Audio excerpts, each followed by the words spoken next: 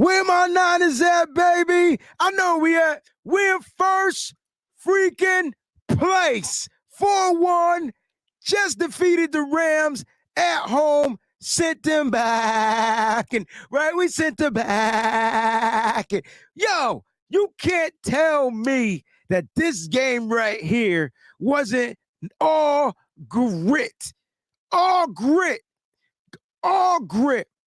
Niners, all grits. I'm talking every single little small speckled grain of grit they had to put into this game to get this victory. And I loved every single second of it. Every single second. Backs against the walls. Everybody was against them. The Niners injuries. They still got injuries. They still had injuries. They got people injured in this game. He tore a gross matos, hamstring, out for the game. Kalia Davis, happy birthday, Kalia. We got the win for you, baby. Hand injury, out for the game. D. Winters went in the locker room, came back, said, I'm finishing the game, coach. Poor Mac Jones. Man, you want to talk about a person that got beat up. He was only sacked once. He was only sacked one time. But, man, he was hit time after time. He was hit. Man, you want to talk about grit? This was grit.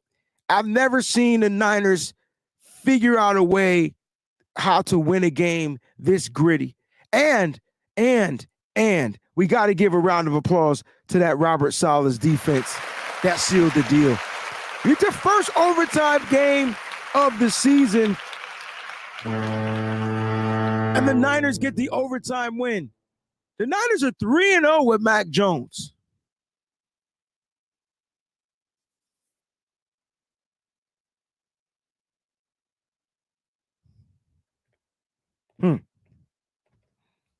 I had to brighten my lights up a little bit. The Niners are 3-0 with Mac Jones. 3-0. Jack says, like I said, it's not how you start, it's how you finish. Listen, let's not act like we were, and I agree with you, let's not act like we were all sitting and confident that we were going to win this game when listen, it was a nail biter for sure. It was all grit. The Niners are in LA. That's exactly what they did. All grit. But you're right. They started the game off hot and they finished the game off hot. They went through a cooling off period of time throughout this game. I can't wait to break down the good, the bad, and the ugly. But they did go through a cool off period, I would say. I guess you could say the Rams adjusted offensively and defensively against the San Francisco 49ers. So they did go through a cool off. But look, the Niners, they just have more heart. Sometimes you win with heart. Sometimes it comes down to will, heart, and everything like that. Like, you know what I'm saying? Like, that's what it comes down to, you know? And when you win these gritty games, just imagine how seasoned, because we're going to keep it on the food terms. Imagine how seasoned this team is going to be when these young players get a little bit more experience under their belts and they start to understand what they're seeing out there defensively, especially defensively in coverage, you know, defensively in coverage. Marquise Siegel got picked on all night, and he gave up just about every single pass that was thrown his way. He did have a great PBU toward the end of the game, and he had the run stop on the 4th and 1. Marquise motherfreaking Siegel with the hard hit. Woo! That's what I'm talking about, baby. Marquise Siegel. Look, coverage, he's a liability. Run D, he's a strong candidate for a good run stopper. And we've seen that with our young safeties. Every time we got a young safety, and they were always better against the run than they were against the pass. Even Malik Mustafa, better against the run than he was the pass. It's going to take time. It's going to take time. And expect teams to test him up to stout, testing. They're going to test these young players night in, night out. I'm going to start with the defense. Let's talk about Bryce Huff. Got the team's only sack. Right? The team has some pressures. They had to generate pressures. On that sack, there was a blitz, so they had to bring in some extra pressure in order to generate pressure. I can't wait to see how to break down how, you know, the pressures were broken down in this game. I can't wait to see how they were broken down. But overall, I thought the Niners defense was legit. They were legit. They gave up 20 points, but they were pretty legit. They gave up some gashing plays. big explosive plays, especially in the air. In the air, like they gave up a couple of explosives on the ground, but the air they were getting tested and tried for sure. Peachy says best acquisition this season was Robert Saleh. You ain't never lied.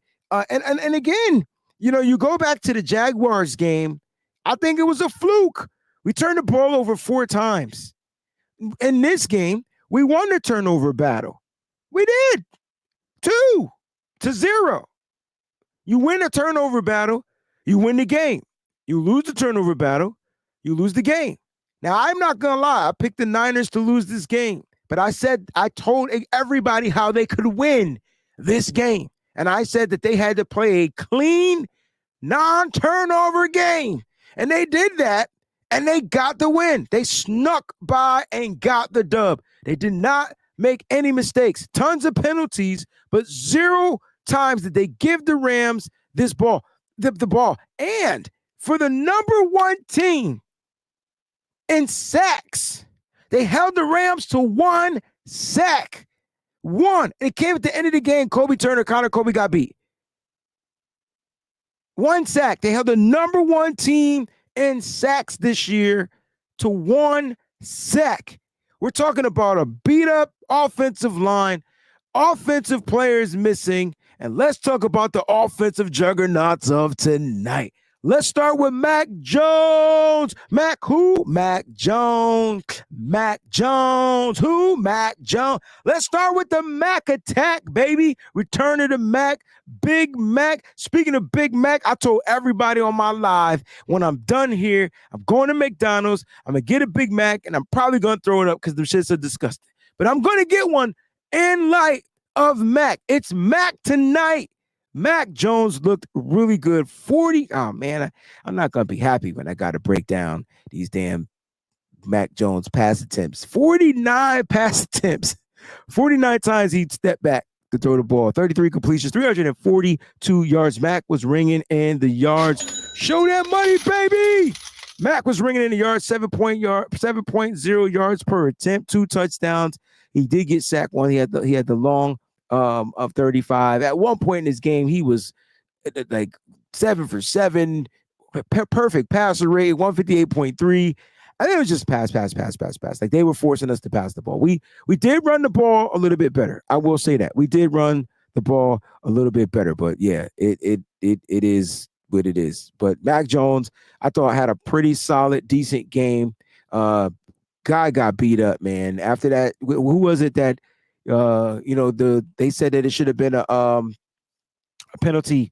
Was it Byron Young that landed on him? Yeah, I think it was Byron Young that landed on him. He beat Colt McKivitz. Colt McKivitz got beat a lot of times, a lot of penalties too on the 49ers offensive line. I'm a little upset with that, but they were getting beat around the edge like it was nothing. They didn't give up the sacks, but they were giving up those pressures which forced bad passing, and Mac Jones ended up getting hit on that play. That was the play I think he initially kind of got hurt on, right? Because then he was grabbing his leg, and then the report came out, said it was his ankle brace and it was not his knee. And so I don't know. Mac Jones had a PCL injury in the knee, and then it magically disappeared, which I don't think it did. He was playing with a PCL injury, and I think it just got re-aggravated. That's what football does. You play and it gets re-aggravated. You know what I'm saying? I didn't bet against my team, Jacqueline Knox. I don't ever bet. So I didn't bet against my team. I just said that I had the Niners losing the game. I could pick the Niners to lose the game. I don't expect them to be perfect. They lost the game I picked them to win. They lost. So it happens. It's just what it is. I didn't expect that. I said it was going to be a 3-point game, and it was going to be close. It was a 3-point game. It just went in the Niners' favor, and the Niners got the win because they were able to force not 1, but 2 turnovers. So I don't ever bet against my team. I didn't bet. I don't bet. I'm not a better. It's not my thing. It's not what I do. I'm just not a better. And I'm sure a bunch of Niner fans picked the Niners to lose this game. We went into this game with a bunch of nobodies, right? And we were playing against a bunch of somebodies, and they found a way to win. So congratulations to the team. All right. Let's talk about Kendrick freaking Bourne. Guy had a career game. Kendrick Bourne, career game. I mean, one dropped pass. I will say that. He had one drop, easy pass, 11 targets, 10 receptions. 10 receptions. I bet you y'all play fantasy football, and I bet you everybody did not pick up Kendrick Bourne. Raise your hand. If you're in this chat, put a hand up if you picked Kendrick Bourne. Please. Show me. Be honest. Be honest. Raise your hand if you pick Kendrick Bourne. This kid balled out. I mean, ball 142 yards. Damn, he was 8 yards shy of 150 yards. 8 yards shy. Didn't get in the end zone, but definitely kept the chains moving for Mac. You could tell that they were more in sync. There's a connection between him and Mac Jones. It goes back to the New England era where they were there on the same team. But man, like I got a bunch of nopes. A bunch of nopes in the chats. You know what I mean? It's a bunch of nopes. All right, Chris told me don't pick the Niners to win again because he's superstitious. All right, I won't pick them to win again. Maybe they'll win again. Maybe they'll win again. Mac Jones didn't get 3 touchdowns, but he did have 2 touchdowns, and we're going to talk about those 2 touchdowns. But I thought Kendrick Bourne gets the round of applause for today. That connection was perfect. And Kendrick Bourne made a lot of mistakes in this game, right? A couple penalties on him. Still made mistakes, still lining up in the wrong spot, still doing whatever. But I tell you what, he definitely showed up and showed out. And you got to give Kendrick Bourne his flowers. Let's talk about, to me, the best player on the 49ers, especially on the offensive side.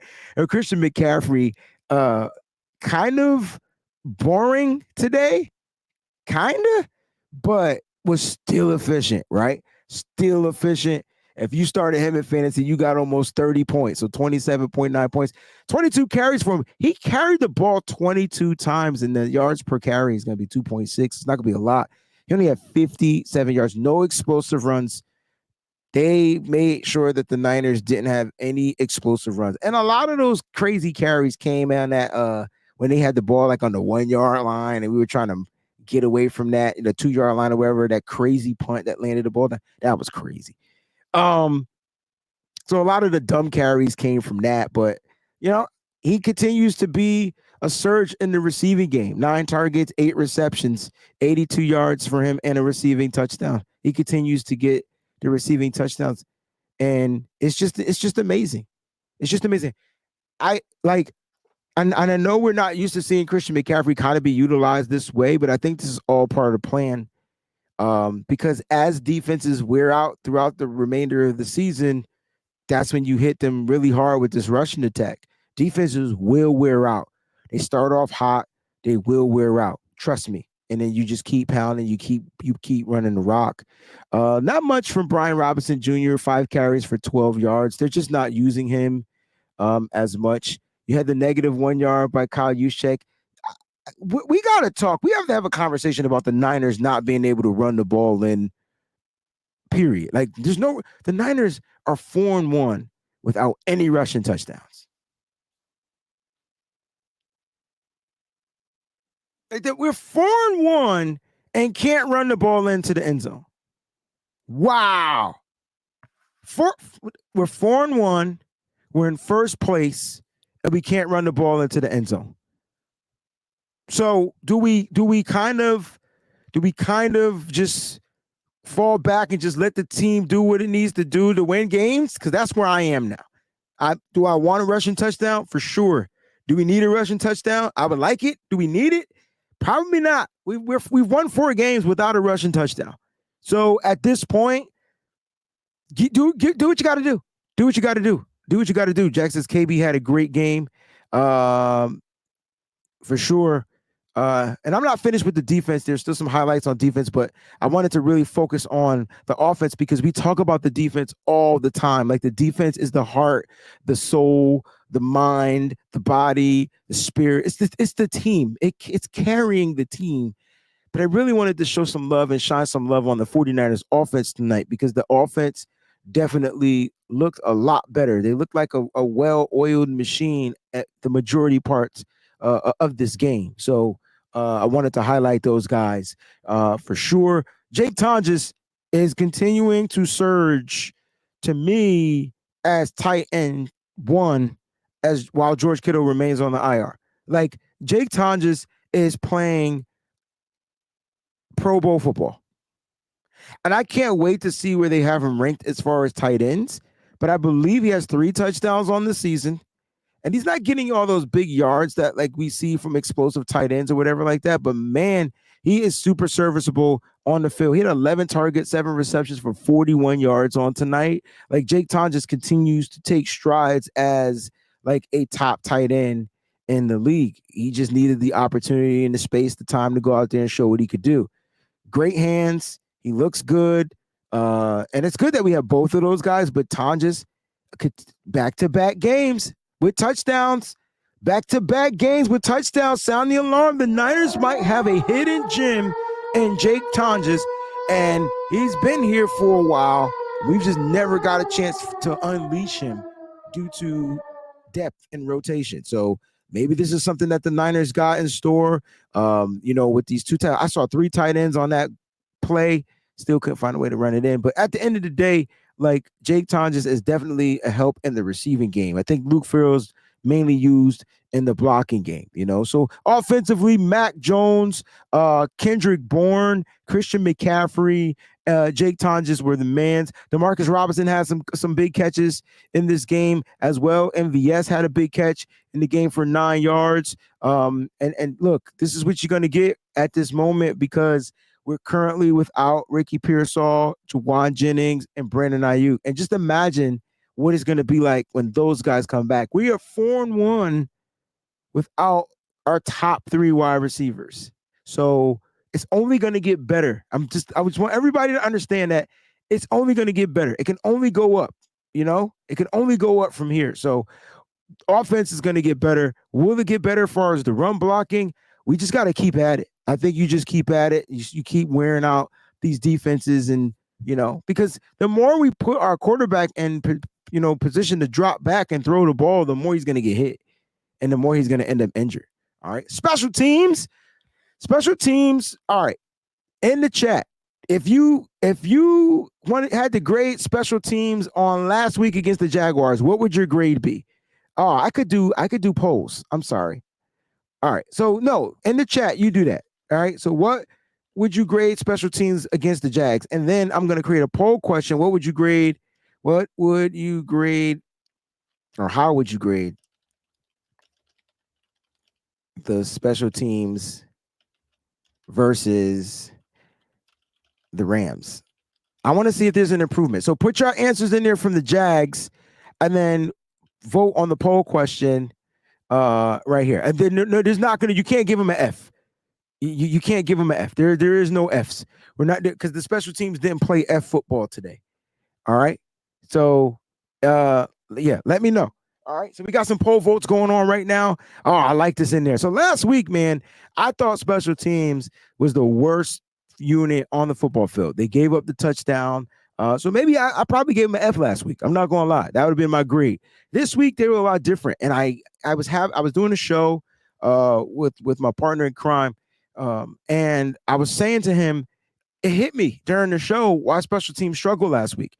Now, Isaac Guerrero did have a fumble in this game, but it wasn't a fumble because it didn't count. So you don't credit him as a fumble, even though he fumbled the ball after 4 or 5 people had him stood up and was punching it out. That's why the refs blew the whistle. So I don't know if people are going to give Isaac Guerrero a pass. Probably not. That's not how the Niners faithful is. But at the end of the day, it wasn't a fumble. But that would have probably been the only little blip that I saw on special teams. He had a good gain, got the ball past the 30-yard line, and the refs blew the whistle when they have 4 people standing him up, punching him in the ribs. So that wasn't a fumble. It wasn't a turnover. It wasn't anything, but the Niners getting the ball, doing what they need to do offensively.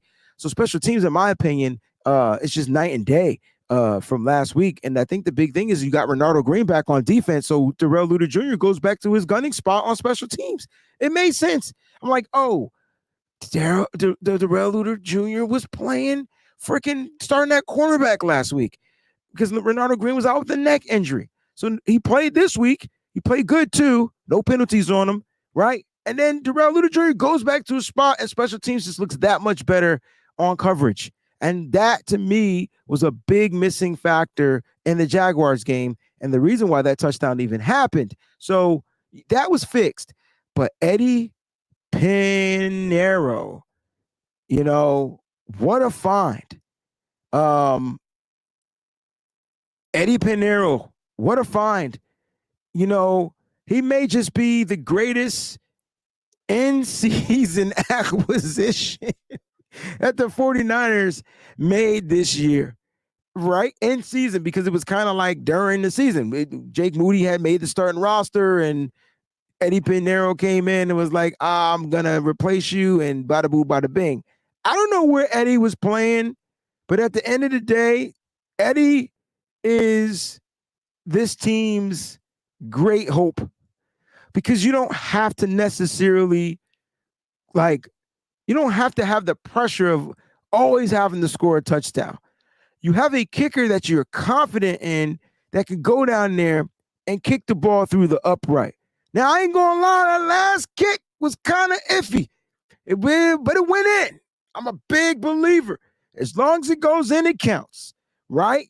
And so I think I was the kick that sent us into overtime, if I'm not mistaken, because the kick in overtime was good, or I could be wrong. Listen, I'm old.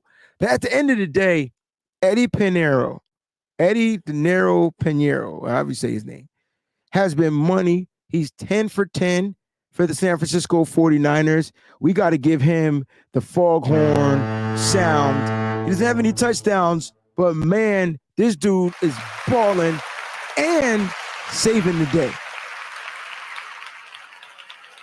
Literally. 26-23. Check the score. 26-23. I want to know how many people have flashbacks of overtime. The last time the Niners were in overtime was in the Super Bowl. So I'm curious to know how many people have flashbacks. All right, we got 50% of the voters voted for B. And I forgot to put the stupid word grade in there because it's just who I am. So I'm gonna how would you, because I was typing and talking at the same time. That's bad for ops. Anyway, it's fixed now. So let's leave it up there just in case they want to clip that. But 50% is giving the 49ers a B. And Jax just said his kicks are so smooth. I like his intensity. Somebody just called me old. He's got that scrappiness, acts like a real football player. Yo, the swag is definitely there. It's definitely there. You got swag from a kicker. You got swag from Mac. Mac got more swag than Brock. I'm not comparing the two as far as they quarterback, but as far as they swag, listen, let me just say this, man. I wish I had the picture of Mac Jones or the video clip of Mac Jones right now. Mac Jones came out in a Harvey Dent Two-Face suit. The red and black. That jump was fire. I knew at that moment, that's when I was like, oh, the Niners going to win. That was the moment. It took that moment for me to say that. Now, I told other people on the phone, it's like, yo, my videos say I picked the Rams to win, but I really feel like the Niners are going to win. So if you know me, I was really rooting for the Niners. I really had them winning. But when I make a choice, I kind of stick with it. I don't like to change up. So that's just who I am. At the end of the day, though, Eddie P came through in the clutch for the San Francisco 49ers. We talked about the offense with Mac Jones. Christian McCaffrey just kept the offense flowing. You had the big play capability from Kendrick Bourne. You had some great catches from Jake Tonjes. I think he spread the ball around very well, and the Niners offensively did what they did. They put up over 400 yards. I don't know how we can't be happy for the 49ers offense if they got 407 mother-freaking yards, baby! Needed more touchdowns. Niners were terrible in the red zone. Golly, what is going on? We came into the game 42.6% in the red zone, converting in the red zone, and we went. Y'all don't want to know what we went in the red zone. We went 40%, so we're under what we came in. So that means we're gonna be lower. We went 2 for 5. The thing about the Niners is they get there, man, and then they just can't punch it in. And I think the ones that piss me off even more is when they get to like the one, like there's the red zone and then there's the goal zone, like like goal to go. Like it's red zone 20 yards away from the goal, and then there's like right at the goal, like 10 and close and one, like 10 in the end zone. Shoot, man. Like the Niners got to figure that out. If the Niners do that, right? If the Niners figure out how to punch the ball in on the red zone, in the red zone, excuse me, if the Niners can figure that out, like we wouldn't have ulcers and we would win games like more easily. We will win games more easily. And that's just who it is. That's a fact. That's a fact. All right. That's a fact. All right. We're gonna talk about a couple of defensive players, and I'm gonna put some names up here for player of the game. All right. So let's talk about a couple of defensive players, and let's talk about Alfred Collins on the goal line fumble with the punch. Now, Alfred Collins, I promise you, was only playing because Kalia Davis got injured, and then Yetur Gross-Matos was injured, and these are the moments. You hear me? These are the moments where you make your name and your mark in the NFL, because it just takes a moment for a coach to be like, yo, he saved the day. I got to get him more reps. I need him on the football field. They don't practice like we think they practice. They're not out there every single day practicing. They're recovering, they're training, they're like doing all that type of stuff. And then there's walkthroughs, there's meetings. So they don't practice. They may get a couple of days in practice. This was a super short week too. Like, you know what I mean? And so it was, it was like, he's not getting the reps. He's not developing as fast because there's no time to really see how he's developing in practice. And so the only way he's going to be able to get into a game is due to an injury or something like that. And once he gets in, it's about him making the best out of the opportunities that he has. And so that's what you're seeing, like you're seeing him make the best out of his opportunities. He made the best out of his opportunities. He came in here and he punched that ball out. Now, you want to talk about saving the day?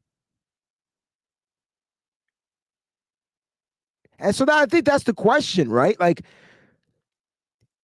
he hasn't been impressive, but damn, he came through in the clutch. I mean, Kyron Williams literally was falling into the end zone for a touchdown. Literally. And Alfred Collins definitely Fred Warner the ball out. And I'm no longer calling it the Pillman, the Peanut Tillman punch. It's now the Fred Warner, it's the Fred Warner Donkey Kong smash. That's what I'm calling it now.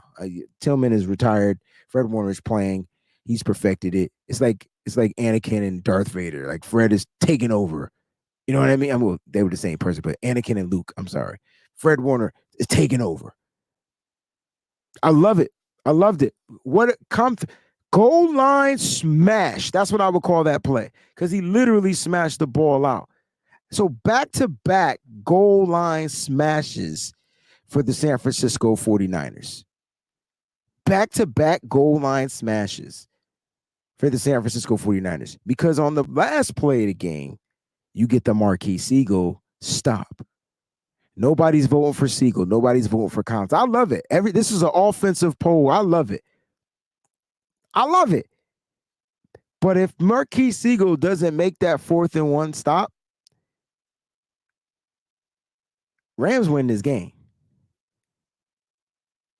Rams win this game. If he doesn't make that 4th and 1 stop, if he doesn't play downhill in the box, coming down and understanding what was going on that particular play, if he had made one slight mistake, one slight adjustment, just one slight adjustment, we lose this game. So I don't know. This is tough for me. Really love what I saw from all the kids. I wasn't trying to do that to get votes for Siegel or Collins, but if you think about it, the defense, once again, the offense did what they did. Rob D says, what a mother-loving game. I love it. Yes. Peachy says Chase too. But Siegel on that play, woo, at all the times that Siegel had got burnt, it's just like you gotta what do they call it? You gotta like let it go. You gotta put it in your past, live on to the next play. Wow. Wow. I'm gonna read some of the comments in the chat too. I'm sorry if I haven't been getting to you. Says Fred was there too on that Collins fumble, would have gave them the win before overtime. Yeah, Fred was there. Fred was there. Yeah, Fred was definitely there. Jack says these rookies showed up tonight. They had no choice. Mac MCAT 619. Wonder what's going on with Trent. They only ran 2 times to his side that I noticed. I think they were giving, like, I think with Trent, he had to deal with Jared Verse. You know, let me just say this. I think his energy was going toward Verse a lot. And the outside zone just isn't working this year. It's just not. You don't have George Kittle out there, and the outside zone is like a shell of itself. You get your main tight end and blocking in the outside zone. I guarantee that run more that way. But I think most of his energy was going to Verse. I tell you what, I didn't hear Verse's name until Verse moved to the inside on Connor Kobe.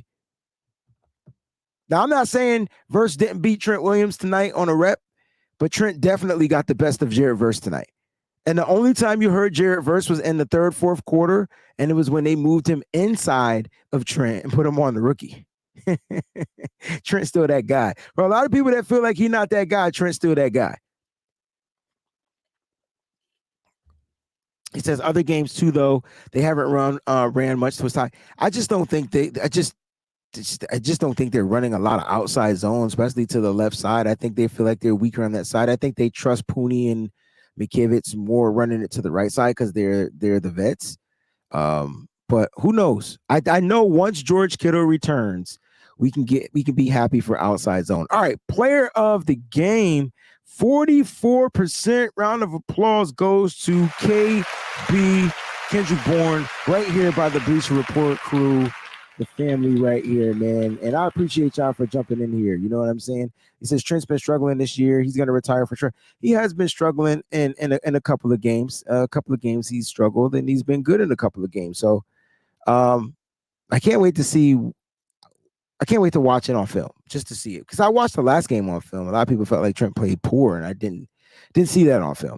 I do know when certain teams are stunting in a certain way, it affects Trent because his ability to get off of his guy to get to the next guy is different, you know. So that is a problem. But not everybody's gonna have the speed to do the stunts. So we'll see what happens. But Kendrick Bourne, player of the game, well deserved again. 142 yards, 10 receptions on 11 targets, and it was just today his smile was infectious. I will say that. One drop. 11 targets and the one drop. He would have went 11-for-11 had he caught the easiest pass. Most of his passes were contested catches and a couple of slant passes he caught. That's his game. Slant routes all day. Running routes, not his game. Slant routes, throw it to him quick, shot a boom, bada boom, he's catching it. And how about Kendrick Bourne with the wheels and the yak game? Like, you know what I mean? Like the yakety yak was back, you know? But it's all love, man. The Niners found a way. I always say on the road, you know, you got to find ways to win. At home, I'm expecting you to try things, do things, and hold down the fort. But on the road, you got to kick. You got to scratch. You got to claw. You got to punch. You got to find ways to win on the road. It is not easy. It's weird that the Niners offense plays better on the road. Maybe they hang out. Maybe they stay in the same place. I don't know. At home, maybe they need to just go to a hotel, nobody go to their cribs, and they just bond or something. But the Niners are 4-1, and they're in first place, and we're going to talk about that for the next 14 days that they have off. It's going to be a great break for everybody. I will still be here on Bleacher Report doing my little short videos. Make sure you guys check those out, man. Let me know what you guys think about those short videos. And if you guys have any topics or ideas you want me to shoot off and get out, let me know. Just hit me up. That's all you got to do. You know how to reach me. I'm your boy Breezie, man. Thank you for tuning in. 49ers versus Rams post-game reaction show. Niners win. First place all day, every day. And like Somebody said in this chat, Jax, don't ever doubt your team. I ain't doubt them. They just weren't built to win. But they won at the end of the day. Niners all day.